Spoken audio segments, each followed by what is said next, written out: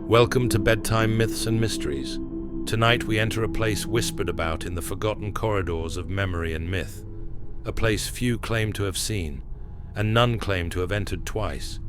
A place with no map, no name etched in stone, and yet it has many names. But one echoes louder than the rest: the Phantom Library. This spectral archive is said to appear to the desperate, the curious, and the cursed. It holds volumes that have no place in our world, books that write themselves, tomes bound in languages lost to time, and grimoires that flicker like mirages. Some say it is a divine archive. Others believe it is a prison for knowledge too dangerous to exist. But all who speak of it agree on one thing: you do not find the Phantom Library, it finds you. The earliest known reference to the Phantom Library appears in a private diary, written in 1621 by a Jesuit scholar named Mateo Alvarez. It was never meant for public eyes. His handwriting, once crisp and ordered, becomes increasingly erratic in the final pages.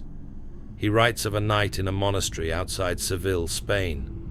A storm battered the stone walls, and sleep evaded him. At some hour past midnight, Mateo noticed something odd: a door in the back of the chapel, a door that hadn't been there before. He crossed the cold stone floor and opened it. Beyond lay a narrow hallway lined with shelves that groaned under the weight of books, thousands of them, humming with a warmth that didn't belong in this world. He claimed to have read only a single sentence before the hallway dissolved around him. When he awoke, he was lying in the chapel, covered in a fine layer of ash. He never wrote the sentence down, but years later, in a letter to another scholar, he wrote, "That sentence unmade me. I no longer believe in death. I believe in returning." From there, the sightings continue, scattered across centuries like breadcrumbs for the obsessed. In 1898, a librarian named Beatrix Lowenstein vanished in Munich.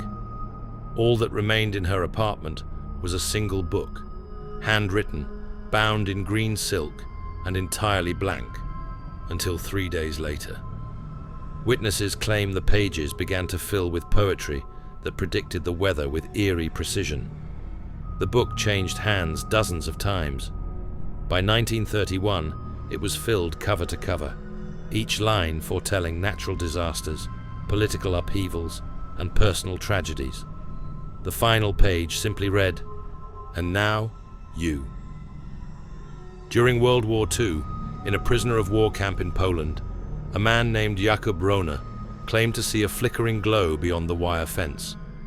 Drawn to it, he stumbled upon a small stone structure in the woods, one that hadn't existed the day before. Inside, a silent librarian in grey robes and shelves upon shelves of books. He was handed a volume titled "The Ledger of Broken Fates." Every prisoner's name was inside, along with the date they would die. Jakub's name wasn't listed. He escaped that night. The book was never found again. Part 3. The Tokyo Tapes. Not all stories come from the past.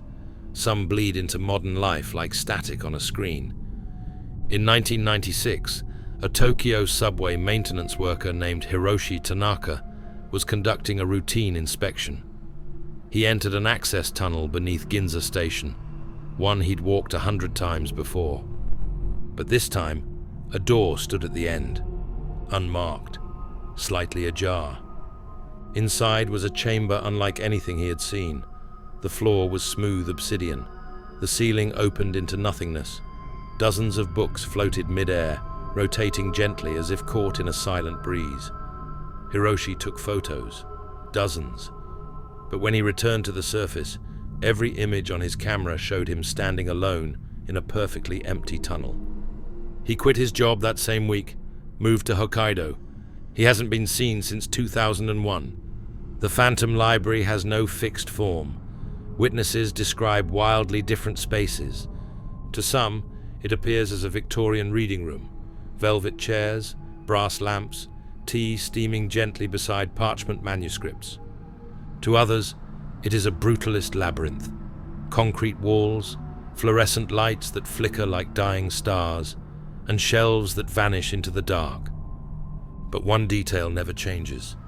The books are never silent. They hum, they whisper, some weep. One survivor claimed a book bit her. Another said a page peeled back and spoke her name. There's a 1974 account from a French mathematician who opened a book labeled Euler's Mirror, and within an hour forgot how to count. Not just complex math. Numbers themselves dissolved from his mind. He lived the rest of his life as a baker in Lyon, measuring only with his hands, swearing he saw glyphs in the flour. Part 5. The Girl with the Book of Tomorrow. One of the most unsettling modern encounters came from Oxford in 2003. A graduate student named Eleanor Dovell was researching early printing methods in the Bodleian Library. Late at night, she noticed a small cart of books rolling down a corridor, alone. Thinking it was misplaced, she followed. What she found was a room she swore had never been there. Inside, 3 books on a pedestal. She read from the first, words about a plague that wiped out half a city. As she read, the room around her dimmed, time folded. When she looked up, her watch had stopped and the library's lights had gone out.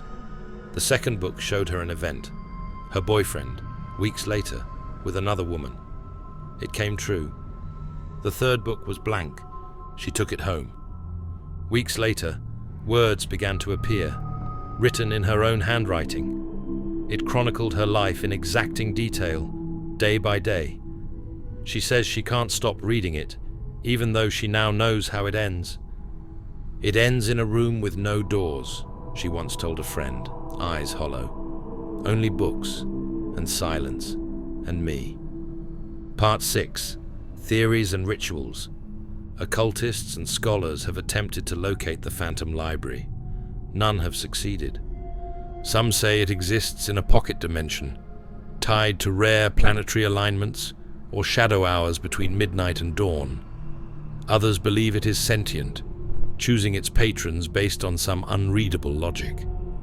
There are rituals whispered in arcane circles, mirror mazes that must be walked in silence, candles arranged in Fibonacci spirals, incantations chanted in dead languages while standing barefoot in salt.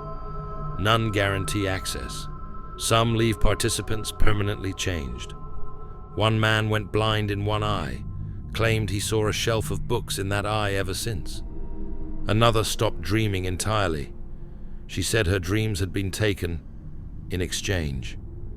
The most consistent figure is the librarian, always present, always silent. In some accounts they are hooded, in others a child with no eyes, a woman made of shadow, a man with the face of a fox, a mirror that reflects someone you've never met. They do not speak, they only point to a book, your book. In 2017, a man named Raphael Green, a bookstore owner in New Orleans, began receiving anonymous packages. Each one contained a single book with no title and no author. The content, however, was familiar, deeply familiar. They were chapters from his own life, not written by him, but described in exacting detail. Then came the final package. Inside, a map. At the edge of the French Quarter, in an alley that no longer appeared on any city grid, Raphael found a narrow black door. What happened inside remains unknown, but 3 weeks later, Raphael's store burned down. The fire marshal said no accelerants were found, just ash and a melted lockbox filled with blank pages. No one has seen Raphael since. The Phantom Library is not a place you visit for answers. It is not a treasure trove of forgotten wisdom or a relic of ancient academia. It is a mirror, a trap, a gift, a curse. Its books do not comfort, they reveal. And what they reveal is rarely welcome. So if you ever find yourself lost in a city you've always known, if a hallway appears where none should be, if a book lands in your lap with no author, no title, and a whisper when opened, then perhaps you've brushed the veil of the Phantom Library, and if you enter, read carefully. You may not like what you learn. Thank you for listening to Bedtime Myths and Mysteries. If you enjoyed tonight's tale, don't forget to like, subscribe, and leave us a review. Until next time, may your dreams be haunted in the best way.